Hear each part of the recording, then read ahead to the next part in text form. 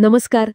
आज आपण इतिहासाचार्य वी.का. राजवाडे यांच्या भारतीय विवाह संस्थेचा इतिहास या पुस्तकावर जरा सविस्तर बोलणार आहोत. नमस्कार. हो, म्हणजे पुस्तकातली माहिती आणि त्यावर आधारित काही मुद्दे जे प्राचीन भारतीय समाजाबद्दल बरंच काही सांगतात. बरोबर. म्हणजे स्त्री-पुरुष संबंध, कुटुंब, विवाह या कल्पना कशा होत्या तेव्हा हे समजून घेण्याचा प्रयत्न करूया. हो, आणि राजवाडे जे सांगतात ना, ते वेद, पुराण, महाभारत, अगदी पाणिनीचं व्याकरण या सगळ्यावर आधारित आहे. त्यामुळे यातल्या काही गोष्टी आज आपल्याला काय म्हणतात त्याला, धक्कादायक वाटू शकतात. अनपेक्षित. अगदी सुरुवातच तशी आहे. म्हणजे विचार करा, मित्राला किंवा घरी आलेल्या पाहुण्याला स्वतःची पत्नी शरीर संबंधासाठी देणं, आणि तेही गैर नव्हतं तेव्हा. हो, कल्पना करणंही कठीण आहे आज. तर याच सगळ्या प्रथांचा उलगडा पहिल्या प्रकरणात आहे, नाही का, आर्ष काळातल्या चालीरीती. बरोबर. स्त्री-पुरुष समागम संबंधक कित्येक अतिप्राचीन आर्ष चाली असं त्या प्रकरणाचं नाव आहे. तर याच पहिल्या प्रकरणात राजवाडे म्हणतात की नीतिमत्ता खूप वेगळी होती आणि ती बदलत राहायची. कोणत्या मुख्य चाली आहेत इथे? अनेक आहेत, आणि त्यातून त्यावेळची समाजव्यवस्था दिसते. पहिली, जी तुम्ही आत्ता सांगितली, अतिथीला स्वस्त्री अर्पण करणे, म्हणजे स्वतःची पत्नी किंवा घरातली दासी. ही चाल पाणिनीच्या काळापर्यंत, म्हणजे ईशान्येकडील काही भागात तुरळक प्रमाणात का होईना पण होती. अच्छा. महाभारतातलं सुदर्शन आणि ओघवदीचं उदाहरण आहे. अतिथी धर्मासाठी जो खरं तर धर्मदेव होता, त्याची इच्छा पूर्ण करायला सुदर्शन पत्नीला सांगतो. आणि ते पुण्य मानलं गेलं. हो, पुण्य मानलं गेलं. शांती पर्वात गौतम ऋषीची कथा आहे, तिथेही दासी अर्पण करण्याचा उल्लेख येतो. म्हणजे अतिथी सत्कार इतका महत्वाचा. बापरे. पण हे असंच चालू राहिलं का? म्हणजे नंतर काही बदल झाला नाही? नाही झाला ना बदल. हळूहळू ही चाल निंद्य मानली जाऊ लागली. जसं जमदग्नी ऋषीने रेणुकेना शिक्षा दिली फक्त एका गंधर्वाकडे पाहिलं म्हणून. हो, वधच केला तिचा. अगदी. तर सुदर्शन कौतुक करतो, जमदग्नी शिक्षा देतो. यातून दिसतं की समाजाच्या कल्पना बदलत होत्या. रामसीतेच्या काळात तर हे पूर्णपणे निषिद्ध झालं. म्हणजे नीतिमत्ता बदलत गेली. अच्छा. दुसरी महत्वाची गोष्ट म्हणजे आप्तसंबंधातील समागम, ज्याला आज आपण इन्सेस्ट म्हणतो. हो, त्याचेही उल्लेख आहेत, आणि ते पण वेगवेगळ्या स्तरांवरचे. राजवाडे म्हणतात की अगदी सुरुवातीला रक्ताच्या नात्यांमध्ये आजसारखी बंधनं नसावीत. कोणत्या प्रकारची नाती? सगळीच, जवळजवळ. पहिलं म्हणजे सख्खी बहीण भाऊ. ऋग्वेदाच्या 10व्या मंडळात यम-यमी संवाद आहे. हो, तो प्रसिद्ध आहे. तिथे यमी यमाला वंश चालवण्यासाठी संबंधाची विनंती करते. यम नकार देतो, पण मागणी केली जाते हे महत्वाचं. राजवाडे तर भ्राता, स्वसा या शब्दांची उत्पत्तीही यातून लावू पाहतात. अच्छा. ब्रह्मदेवाच्या वंशावळीत दक्ष आणि त्याची बहीण यांच्या संबंधाचा उल्लेख ते देतात. मग पुढचं नातं? चुलत भावंड किंवा चुलता पुतणी. कश्यप ऋषीने 13 चुलत बहिणींची विवाह केला. धर्माने 10 पुतण्यांशी संबंध ठेवले असे उल्लेख पुराणांत आहेत. बापरे. तिसरं, पिता मुलगी. वसिष्ठ शत्रुपा, मनु इला, जन्हू जान्हवी यांच्या कथांमध्ये असे संकेत मिळतात. ऋग्वेदात तर सूर्य आणि उषा म्हणजे त्याची मुलगी पतिपत्नी असल्याचं वर्णन आहे. हे तर. हो, ऐत्रेय ब्राह्मण, वसिष्ठ संहिता यांतही उल्लेख आहेत. आणि इथे कानिनपुत्राची कल्पना महत्वाची. कानिन म्हणजे अविवाहित कन्येला झालेला मुलगा. तो तिच्या वडिलांच्या कुळात गणला जाई. राजवाडे म्हणतात, हा मुलगा जर वडिलांकडूनच झाला असेल तर तो त्यांचा मानला जाणं जास्त स्वाभाविक नाही का? विचार करायला लावणारा मुद्दा आहे. पुढे आजा नातू. 10 प्रचेतस बंधू आणि त्यांचा मुलगा सोम यांनी मिळून सोमाची मुलगी मारिशा हिच्याशी संबंध ठेवले आणि दक्ष प्रजापती जन्माला आला. काय सांगताय? एवढंच नाही, तर याच दक्षाने नंतर आपल्या 27 मुली नक्षत्र आपल्या आजा असलेल्या सोमाला चंद्राला प्रजोत्पादनार्थ दिल्या. हे सगळं म्हणजे खुद्द जन्मेजय राजाने वैशंपायनांना विचारलं की हे कसं काय, तेव्हा उत्तर मिळालं, हा त्या काळचा धर्म होता, म्हणजे रूढी होती. अच्छा, धर्म म्हणजे रूढी. बरोबर. मग आई मुलगा. महाभारतातला अर्जुन उर्वशीचा प्रसंग. उर्वशी तर पूर्वज म्हणजे आई किंवा आजीच्या स्थानी. हो. तरी तिने अर्जुनाकडे मागणी केली, जुन्या चालींचा दाखला दिला, पण अर्जुनाने तिला आई मानून नकार दिला. इथेही बदल दिसतोय. आणि आत्ते बहीण यदूने आत्याच्या 5 मुलींशी संबंध ठेवल्याचा उल्लेख हरिवंशात आहे. या सगळ्या उदाहरणांमधून काय दिसतं मग? आज तर हे सगळं कल्पनातीत आहे. राजवाडे म्हणतात की यातून दिसतं की सुरुवातीला रक्ताच्या नात्यांपेक्षा सामाजिक स्थान किंवा गट महत्वाचा असावा. कुटुंब म्हणजे काय याचे नियम खूप वेगळे होते, प्रवाही होते. आणि धर्म म्हणजे फक्त रूढ पद्धत, नैतिकतेचा आजचा अर्थ नव्हता. अगदी. हे फक्त भारतातच होतं की इतर ठिकाणी पण? नाही, इतर ठिकाणी पण होतं. राजवाडे लितुर्नो नावाच्या समाजशास्त्रज्ञाचा हवाला देतात. अमेरिकेतल्या काही आदिवासी जमाती, प्राचीन आयरिश लोक यांच्यातही आई बहीण मुलीशी संबंधाच्या चाली होत्या. अच्छा. आणि आपल्या महाभारतातच कर्णशल्याला त्याच्या प्रदेशातल्या मद्र, वाही, गांधार लोकांच्या चालींवरून हिणवतो. काय काय सांगतो तो? तो म्हणतो तिथे पितापुत्र एकाच स्त्रीशी संबंध ठेवतात, सासू सासरा मामा जावई यांचे संबंध चालतात, स्त्रिया दारू पिऊन नग्न नाचतात, भाच्यांना वारसा मिळतो म्हणजे मातृसत्तेचे अवशेष. अरे देवा. नारदानेही वायकांची निंदा केली आहे. खस, सिंधू सौवीर, कलिंग, केरळ, सौराष्ट्र अशा अनेक प्रदेशांचा उल्लेख आहे जिथे अशा स्वैर मानल्या जाणाऱ्या चाली होत्या. इराणमध्येही अशा नोंदी आहेत. म्हणजे हा जागतिक पातळीवरचा प्रकार होता सुरुवातीला. या सगळ्या गोंधळात प्रायव्हसी किंवा एकांताची कल्पना कशी होती? म्हणजे लैंगिक संबंधांसारख्या गोष्टी. नाही, ती पण नव्हती. सुरुवातीला राजवाडे त्याला पाशवी अवस्था म्हणतात. पशुसारखं वर्तन, उघड्यावर दिवसाढवळ्या समागम. उदाहरणे आहेत का? हो. महाभारतात पराशर ऋषी आणि सत्यवतीचा नोकेडला समागम, उतथ्यपुत्र दीर्घतमाने लोकांसमोर केलेला समागम ही उदाहरणे आहेत. मग हळूहळू मैथून एकांतात करावं असा नियम आला.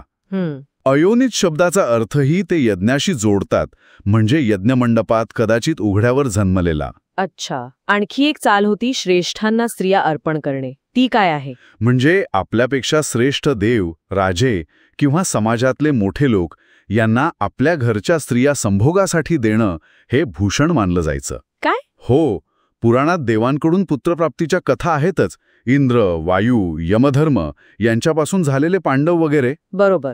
ऋग्वेदात 10.85.40 तर असं म्हटलंय की मुलीवर जन्मानंतर काही काळ सोम, मग गंधर्व, मग अग्नी यांचा हक्क असतो. राजवाडे याची तुलना युरोपमधल्या प्रीलॅबेशनशी करतात. म्हणजे जमीनदाराचा पहिल्या रात्रीचा हक्क. अगदी तसंच. आणि याचा आपल्या लग्नाच्या विधींशी संबंध. हो. विवाहातला लाजाहोम विधी आठवतो. लाह्या अर्पण करतात तो. हो. राजवाडे म्हणतात की तो याच देवांच्या हक्कातून वधूला सोडवून पतीच्या स्वाधीन करण्याची प्रक्रिया आहे. आश्वलायन गृहसूत्रानुसार वधूला दगडावर उभं करणं, भाऊ मध्यस्थी करणं, आर्यमन, वरुण, पूषण या देवांकडून तिची सुटका करणं हे सगळं तेच दर्शवतं. बापरे, किती वेगळा अर्थ आहे. पुढची चाल आहे कन्यादूषण. म्हणजे काय नक्की? दूषण म्हणजे भ्रष्ट करणं, तर कन्यादूषण म्हणजे अविवाहित अगदी लहान वयाच्या मुलींशी संबंध ठेवणं. लहान म्हणजे किती? राजवाडे सांगतात की युथावस्था म्हणजे कळपाने राहताना हे सर्रास होत होतं. पांडू कुंतीला आठवण करून देतो की पूर्वी कुमारिका पतीची मर्यादा पाळत नसत आणि तो अधर्म नव्हता. कन्या शब्दाची उत्पत्ती ते कम म्हणजे इच्छा करणे यावरून सांगतात. हव्या त्या पुरुषाची इच्छा करणारी. कौमार्य आणि विवाह हे नंतर आलेले नियम आहेत असं त्यांचं मत आहे. अच्छा. कुंती, मत्स्यगंधा यांचे विवाहपूर्व संबंध होतेच. बरोबर आहे. पाणिनीच्या व्याकरणात कुमार कुलटा, कुमार गर्भिणी, कुमार बंधकी असे शब्द आहेत. म्हणजे कुमारी वेश्या वगैरे. हो. हे दर्शवतं की अविवाहित मुलींशी संबंध दुर्मिळ नव्हते. काही स्मृती तर 8 वर्षांच्या मुलीला उपयोग्य मानतात. 8 वर्षांची? हो.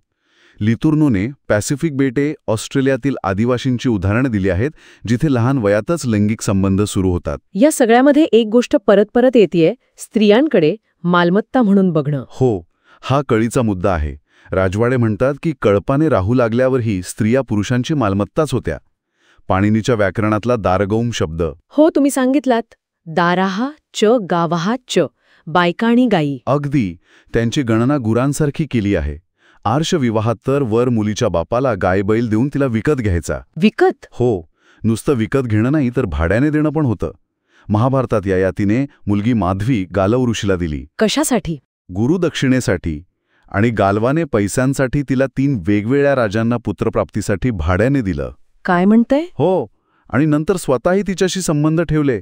ही होती स्त्रियांची स्थिती. हे सगळं अविश्वसनीय वाटतंय. आणि शेवटची एक विचित्र चाल, पशूंशी समागम. हो. काही वन्य जमातीत किंवा अगदी आदिम काळात हे असावं. विभांडक ऋषीला हरणीपासून ऋष्यशृंग पुत्र झाला. अच्छा. पांडूने एका ऋषीला मारलं होतं कारण तो हरणीसोबत होता. अश्वमेध यज्ञात राणीने मृत घोड्यासोबत निजण्याचा जो विधी आहे तो ह्याच आदिम चालीचं प्रतीक असावा असं राजवाडे सुचवतात. हे सगळं ऐकून वाटतं की यातून कुटुंब, विवाह संस्था कशी तयार झाली असेल. दुसऱ्या प्रकरणात याच स्थित्यंतराबद्दल आहे, बरोबर? बरोबर. सुरुवातीला जेव्हा संबंध अनियंत्रित होते तेव्हा पिता कोण हे कळायचं नाही. त्यामुळे वंश आईवरूनच ओळखला जायचा. मातृनामे, जसं अदितीचे आदित्य, विंतेचे वैंतेय, कुंतीचे कौंतेय. हो, बरोबर. प्रजापतींची संतती सुद्धा आज सुरुवातीला आयांच्या नावावरूनच, म्हणजे वंश स्त्रियांकडून चालायचा. एक प्रकारची मातृसत्ताक पद्धत. मग वैयक्तिक कुटुंब आणि पितृसत्ता कधी आली? हळूहळू काय झालं, स्त्रिया मुलांसोबत वेगळ्या राहू लागल्या असाव्यात. ही कुटुंबाची सुरुवात. अच्छा. यात मग बहुपतित्व, एक स्त्री अनेक पती, किंवा बहुपत्नीत्व, एक पुरुष अनेक पत्न्या असू शकलं असतं. नंतर प्रजापती संस्था आली. ती म्हणजे एक शक्तिशाली पुरुष प्रजापती अनेक स्त्रियांशी संबंध ठेवून मोठं कुटुंब तयार करायचा, जसे कश्यप ऋषी. हे झालं एकपतिक बहुपत्निक कुटुंब. आणि याउलट अनेक भाऊ मिळून एकाच स्त्रीशी संबंध ठेवायचे, जसे 10 प्रचेतस बंधू आणि मारिशा. हे झालं एकपत्निक बहुपतिक कुटुंब. द्रौपदी आणि पांडव हे याचंच उदाहरण. पण मग पितृसत्ता कशी आली? म्हणजे वडिलांकडून वंश कधी सुरू झाला? त्याला वेळ लागला, कारण बहुपतिक कुटुंबातही बाप नक्की कोण हे सांगणं कठीण. त्यामुळे मातृनामेच चालत राहिली. उपनिषद काळात, पाणिनीच्या काळात, अगदी सातवाहन राजेसुद्धा. हो, गौतमीपुत्र, वासिष्ठीपुत्र. बरोबर, आईचं नाव लावायचे. म्हणजे पितृप्रधान व्यवस्था यायला हजारो वर्ष लागली असतील. जेव्हा पुरुष मालमत्ता, अधिकार स्वतःकडे घेऊ लागले, वारसा मुलांकडे जाऊ लागला, तेव्हा पितृसत्ता आली. व्यासमुनींनी महाभारताचा इतिहास प्रजापती संस्थेपासून सुरू केला, कारण तोपर्यंत पितृप्रधान कुटुंब आणि वंश पुरुषांकडून निश्चित व्हायला लागला होता, असं राजवाडे म्हणतात. या पितृप्रधान व्यवस्थेचे काही वेगळे परिणाम झाले का? हो, राजवाडे 3 परिणाम सांगतात. 1. विभक्त कुटुंब. 2. लोक दूरवर वसाहती करायला गेले. आणि 3. ब्रह्मचर्याश्रमाचा उदय. ब्रह्मचर्याश्रम कसा? त्यांचं म्हणणं आहे की जे बलवान प्रजापती होते त्यांच्या कुटुंबातल्या दुर्बल तरुणांना स्त्रिया मिळणं कठीण झालं असेल. अच्छा. किंवा त्यांना जुलूम सहन करावा लागला असेल, म्हणून काही जण एकटेच अरण्यात गेले असतील, ब्रह्मचारी. आणि त्यातूनच ज्ञान, योगाची परंपरा सुरू झाली. इंटरेस्टिंग आहे. आता परत एकदा त्या अतिथीला पत्नी देण्याच्या चालीकडे येऊ. तिसऱ्या प्रकरणात यावर जास्त भर आहे, नाही का? हो, इथे राजवाडे सांगतात की हे फक्त भारतात नव्हतं. ग्रीसमध्ये सॉक्रेटिस, रोममध्ये केटो यांनीही मित्रांना पत्न्या दिल्याचा उल्लेख प्लुटार्क करतो. अच्छा. भारतात तर महाभारतात सनत सुजात म्हणतात की खरा मित्र तो जो संकटकाळी बायकोसुद्धा देतो. पाणिनीच्या व्याकरणातला द्वैमित्री हा शब्द, म्हणजे 2 मित्रांचं मिळून झालेलं मूल, तोही याच चालीकडे इशारा करतो. सुदर्शन उघवती कथा तर आहेच, जिथे अतिथीची इच्छा पूर्ण करणं धर्म मानलं गेलं. पण याचा संबंध परत स्त्रियांच्या मालकी हक्काशी येतोच. अगदी. राजवाडे पुन्हा तेच सांगतात, प्राचीन रानटे समाजात स्त्री ही पुरुषाची वस्तू होती. जशी वस्तू दुसऱ्याला वापरायला देतो तशी पत्नी. भीष्मांनी युगांप्रमाणे समागमाचं स्वरूप कसं बदललं ते सांगितलंय. कृतियुगात संकल्पस्पर्शाने, त्रेतायुगात स्पर्शाने, द्वापारयुगात मैथुनाने, जोडपी, आणि कलियुगात द्वंद्वावस्थेने विवाहसंस्था. हे बदल हजारो वर्षात झाले. ठीक आहे. आता शेवटचा आणि खूपच म्हणजे रंजक भाग, अग्नी आणि यज्ञ. आज आपण अग्नीला साक्षी मानून लग्न करतो. याचा संबंध राजवाडे थेट प्रजोत्पादनाशी जोडतात. हे कसं? हो, हा त्यांच्या अभ्यासाचा एक महत्त्वाचा आणि कदाचित वादग्रस्त भाग म्हणता येईल. अग्नी हा विवाहाशी, विवाहाग्नी, घराशी, गृहाग्नी, उपासनेशी, औपासनाग्नी जोडलेला आहे. बरोबर. अग्नीचा शोध माणसासाठी खूप मोठा होता. सुरुवातीला नैसर्गिक अग्नी, संरक्षण, शत्रूंना पळवणं यासाठी वापरला. मग तो गुहेत किंवा झोपडीत जपायला शिकले, गुहाहित. 2 काटक्या घासून अग्नी तयार करायला शिकल्यावर 10 बोटांचा पुत्र ऋग्वेद त्यावर नियंत्रण आलं. पण याचा प्रजोत्पादनाशी संबंध? राजवाडे असा तर्क देतात की रात्री थंडीपासून वाचायला प्रकाशासाठी लोक अग्निभोवती जमायचे. ठीक आहे. आणि त्याच ठिकाणी त्या अग्नीच्या उभेत ते प्रजोत्पादनही करत असावेत. यज्ञ या संस्थेचा उगम ते म्हणतात याच अग्निभोवतीच्या सामूहिक प्रजोत्पादन क्रियेशी जोडलेला आहे. काय सांगताय? हो, ऋग्वेदात अग्नीकडे चांगली संतती पुत्र मागितले आहेत. तैत्तिरीय संहितेत वाक्य आहे, बर्हिषा वै प्रजापतीही प्रजा असृजत. बर्हिस म्हणजे? दर्भासारखं गवत. राजवाडे अर्थ लावतात की गवताचा बिछाणा पसरून त्यावर प्रजापतीने प्रजा उत्पन्न केली. म्हणजे रानटी पूर्वज अशा गवतावर सोमरस पिऊन रतिक्रिया करत असावेत. आणि अश्वमेध यज्ञाचं काय? हो, अश्वमेध यज्ञात मारलेल्या घोड्याबरोबर राणीने विधिवत निजणं, ऋत्विजांनी घोड्याचं लिंग राणीच्या योनीजवळ आणणं, नंतरचे बिभत्स संवाद, हो, हे सगळं त्या प्राचीन रानटी क्रियेचं अनुकरण किंवा अवशेष आहे असं राजवाडे स्पष्ट म्हणतात. ते म्हणतात की हे यजुर्वेद काळातही ऋषींना क्षुद्र वाटत होतं, पण परंपरा म्हणून करत होते. यज्ञ शब्दाचा अर्थ पण वेगळा लावतात ते. हो, त्यांच्या मते यजन या मूळ धातुबंधाचा अर्थ आहे ते एकत्र जमतात आणि यभन क्रिया करतात. अच्छा. नंतर हा शब्द धार्मिक विधींसाठी रूढ झाला. त्यामुळे यज्ञ, यजूस, इष्टी यांचा मूळ संबंध त्या अग्निभोवतीच्या प्रजोत्पादन कर्माशी होता. म्हणूनच विवाह, गर्भाधान यात अग्नीची साक्ष महत्वाची ठरली. अग्निचयन म्हणजे यज्ञकुंड रचणे, याचा अर्थही ते रेत, वीर्य साठवणे असा लावतात. अग्नीजवळ जननेंद्रियांचे वाचक शब्द वारंवार येणं, जननेंद्रियांनाच अग्नी मानणं, हे सगळं तिकडेच नेतं.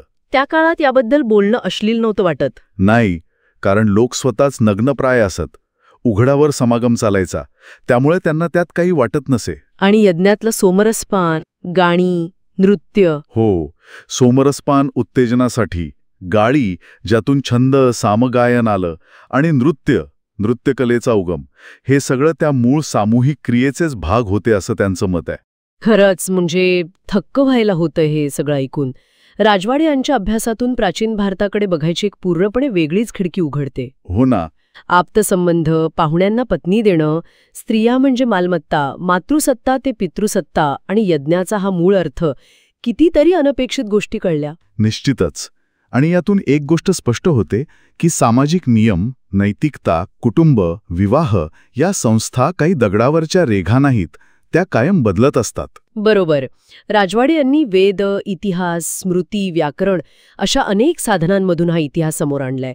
वादग्रस्त असेल काही भाग, पण महत्वाचा आहे. या सगळ्या चर्चेनंतर एक विचार येतो मनात, जर भूतकाळात विवाह, कुटुंब, नैतिकता इतक्या वेगळ्या होत्या, इतक्या प्रवाही होत्या, तर आज आपण ज्या कल्पनांना सनातन किंवा शाश्वत मानतो त्या खरोखरच तशा आहेत का, आणि भविष्यात त्या कशा बदलू शकतील? हा विचार करण्यासारखा प्रश्न आहे नक्कीच. यावर प्रत्येकाने विचार करायला हरकत नाही. आज इथेच थांबूया. पुन्हा भेटूया आणखी एका अशाच सखोल विषयावर बोलण्यासाठी. नक्कीच. नमस्कार. नमस्कार.